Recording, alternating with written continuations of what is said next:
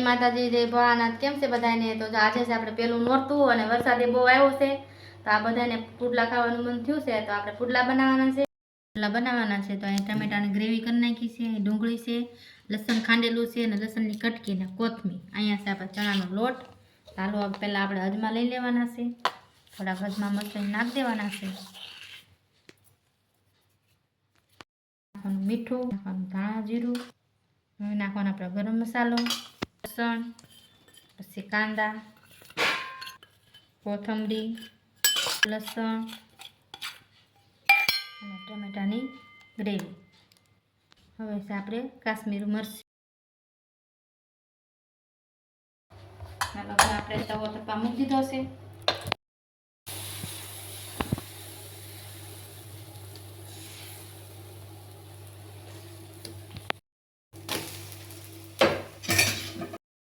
ચાલી ગઈ છે મસ્તીની. અને અહીંયા જો આપણે પુડલો બની ગયો છે મસ્તીનો. તો આવી જાવ બધા પુડલા ખાવા.